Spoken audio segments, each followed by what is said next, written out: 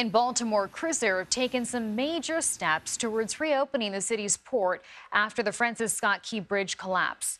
Workers have begun cutting the bridge into pieces, and they've already moved tons of debris in what is now a 24/7 operation.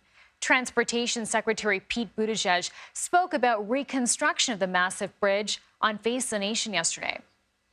We haven't received estimates on that yet either. I can tell you the original bridge took about 5 years to build, but that doesn't necessarily inform us about the timeline on the reconstruction. A lot goes into how that reconstruction will be designed, how the process is going to work. Right now, we don't fully know everything we need to know about the condition of the portions of the bridge that did not collapse. Nicole Sganga is in Baltimore with more. Steel beams, once vital to the Francis Scott Key Bridge in Maryland, now surgically cut into pieces, part of a complex wreckage removal operation.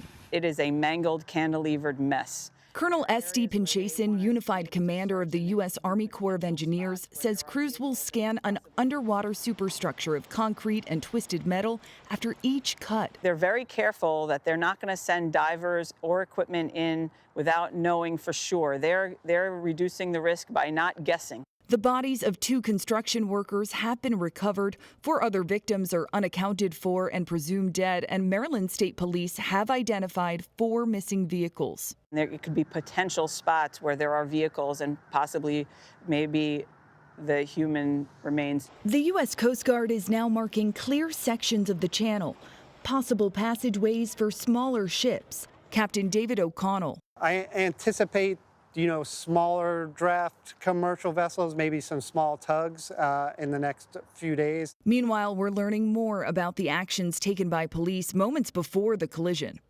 Hold all traffic on the Key Bridge. There's a ship approaching. It just lost their steering. They are heroes. They truly are. The head of the Maryland Transportation Authority Police Union credits 3 officers for their quick measures to stop traffic, saving dozens of lives. When they stopped traffic, there was at least 25 to 30 vehicles stopped behind them each. Had these officers delayed even seconds longer, more people would have died. As a storm system moves through the area, 4 anchors attached to the stern of the Dolly and a tug are holding that massive container ship down. Officials say that's a precautionary measure to ensure that the ship doesn't spin out, causing further damage. Chanel? Nicole, thank you.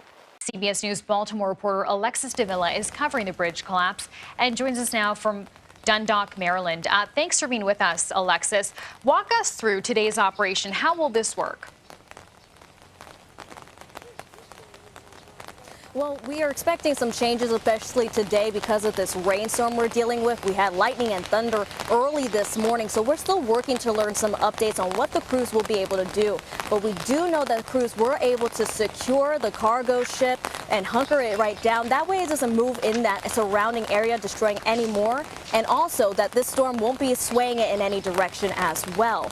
But another piece of information that we're really excited about to hear is this idea of creating some new routes. Hopefully so that way we can create some vessel flow into the port of Baltimore and start to regain some loss that we have in terms of the economic hit from that vessel traffic being halted. So what we're going to see today is actually 2 temporary routes being opened, temporary channels, open up today. There's going to be one on the northeast side and then one on the south side.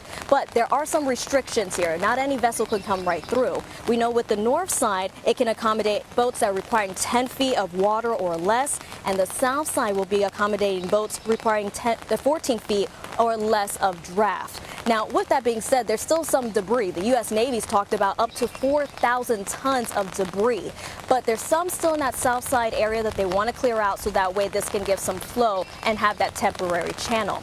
Now, these vessels, though, are only for commercial vessels that have been deemed essential. This is not fully open to the full capacity to allow all that traffic back into the port of Baltimore.